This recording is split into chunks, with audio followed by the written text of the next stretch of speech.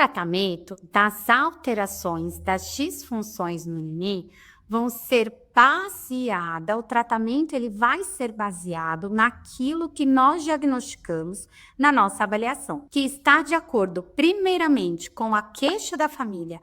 Por que que a família te procurou? O que a família quer que você ajude o neném? Como que eles estão vendo esse desenvolvimento? Qual que é a queixa? O nosso tratamento ele tem que ser baseado na queixa da família, porque o neném pertence àquela família, àquele contexto e àquele ambiente. E o desenvolvimento ele não acontece no ambiente terapêutico, e sim no ambiente domiciliar. Então, quanto mais as coisas estiverem alinhadas e coerentes, melhor será o tratamento daquele neném. Não adianta a gente tratar o neném uma vez por semana e achar que é o suficiente se a família não tiver certeza, conhecimento do que está acontecendo. É uma equipe em prol de uma criança.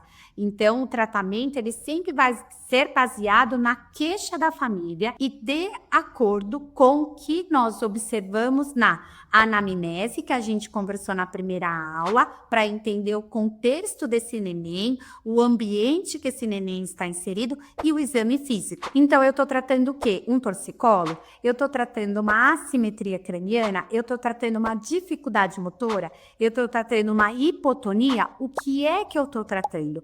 O que é que o meu neném precisa para que o seu desenvolvimento se torne potente e para que ele deixe esses obstáculos presentes para trás? Então, nós vamos por partes do nosso exame físico para poder elaborar um plano de tratamento. Logo depois que nós realizamos o exame físico, nós vamos falar sobre o que nós examinamos para a família. Olha, o seu neném tem um torcicolo. Olha, o seu neném tem uma plagicefalia posicional severa, atrelado com uma alteração no desenvolvimento e uma assimetria postural e uma assimetria funcional. Nós vamos informar o diagnóstico para a família. E a partir daí, nós vamos no primeiro momento, que é no momento da avaliação, já dar as orientações para casa. Então, se o meu neném tem o torcicolo, quais orientações eu vou dar para a família executar em casa? Orientações que visam enriquecer o ambiente, melhorar as experiências sensório-motoras, melhorar a mobilidade do pescoço do nenê e diminuir a alteração compensatória que pode estar presente. E também enriquecer o ambiente que ele está inserido. Se o meu nenê tem assimetria craniana, eu vou ter que fornecer orientações para essa família sobre reposicionamento, tummy time, tempo de barriguinha para baixo, como melhorar a mobilidade do seu pescoço e como evitar que essa assimetria vá se acentuando. Se o meu neném tem dificuldades no desenvolvimento, quais orientações eu vou passar para essa família? Eu vou passar as posturas, eu vou passar a importância do bruços, como o neném tem que fazer de bruços, como a família tem que brincar com o neném para otimizar o desenvolvimento motor. Se eu tenho um neném com hipotonia, eu vou acercar essa família de muita informação de sistema vestibular, sistema tátil, dos sistemas que podem aumentar o tônus e adequar esse tônus postural. Então, a gente no primeiro momento já acabou a avaliação, eu tenho meu diagnóstico fisioterapêutico. Primeira coisa, eu vou falar para a família sobre o tratamento, quanto tempo que vai levar, que vai ser de acordo com cada caso. Segundo ponto, eu vou dar as orientações para casa, porque é a execução diária, é esse o fazer de todo dia que vai favorecer que esse desenvolvimento aconteça na sua naturalidade. Da fisioterapia, a gente vai trabalhar com o nosso neném sobre e em cima das alterações que nós diagnosticamos. Então, se eu diagnostiquei um torcicolo muscular, um torcicolo postural, eu vou tratar isso. Lembrando que um torcicolo muscular, ele acontece por uma causa e o torcicolo postural, ele acontece por outra causa. Então, como eu vou atuar com aquele nenê? Quem vai me falar é a avaliação que eu fiz no primeiro dia e a avaliação constante que eu faço com o meu nenê em terapia, perguntando toda semana para a família. Como é que tá a mobilidade do pescoço? Como o neném tá de barriguinha para baixo? Quais são as dificuldades que você tá verificando? Quais orientações que eu te passei que você não tá conseguindo executar? Mas o alongamento a gente vai realizar liberações, técnicas de terapia manual para liberar as tensões do pescoço, muito trabalho de mobilidade passiva e ativa do pescoço e como a gente vai evitar e também descartar outras alterações que podem estar favorecendo o padrão da inclinação, que é o desespero dos fisioterapeutas. O mais difícil de tratar no torcicolo é o padrão da inclinação. A rotação, muitas vezes, eu, Thalita, melhoro numa primeira sessão. Uma sessão só. Na outra semana, o meu bebê já chega, girando a cabecinha para os dois lados. Mas a inclinação, ela dá muito trabalho, porque ela está relacionada com vários sistemas, que é o que eu mostro e explico no meu curso. Como atuar e como tirar as causas não musculares. Sobre a simetria craniana, a gente vai atuar muito forte no reposicionamento, levando em conta a idade da criança e a severidade dessa simetria. Então, a gente vai passar para a família como é para fazer esse reposicionamento de acordo com o formato da cabeça do nenê. Então, o reposicionamento de uma plagiocefalia não é igual de uma braquicefalia e não é igual a uma dolicocefalia. Então, para cada assimetria craniana, eu tenho reposicionamento, que é para ser realizado diariamente até que o crânio esteja dentro dos valores de normalidade. Esses valores a gente vai mensurar pelo menos a cada 2 sessões, 4 sessões, depende da idade do nenê, para verificar a evolução e a melhora do formato da cabecinha do nenê em terapia. E quando a gente fala do desenvolvimento motor, a gente vai utilizar muitos manuseios. Manuseios que visam melhorar a mobilidade do tronco, a estabilidade do tronco, a força dos músculos abdominais, trabalhar as transferências de peso, trabalhar a lateralidade do nenê e trabalhar também as habilidades motoras. Lembrando sempre que todo esse trabalho motor vai levar em conta toda a hierarquia do controle postural, que acontece nos 3 planos de movimento: o plano sagital, o plano frontal e o plano transverso. Então, o controle postural, ele acontece numa hierarquia e a gente vai trabalhando sempre para que os nossos nenéns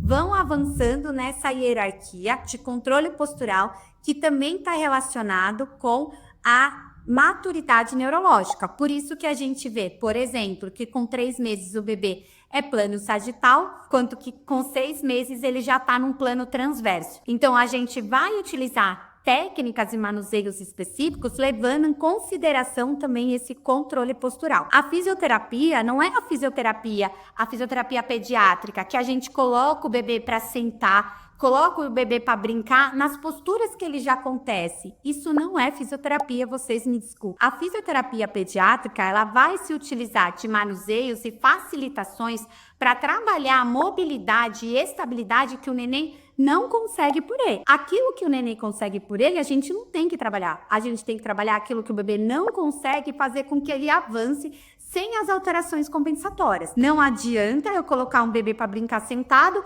um bebê que já senta em sacro, que está com o tronco fletido e não tem mobilidade pélvica e por isso não está caminhando para um plano frontal e nem para um plano transverso. Nesse nenê eu vou trabalhar a mobilidade da pelve, mobilidade de tronco, para que ele avance o controle motor nesses planos de movimento. Então, nosso olhar aqui é: qual é a idade do meu bebê? O que ele não faz?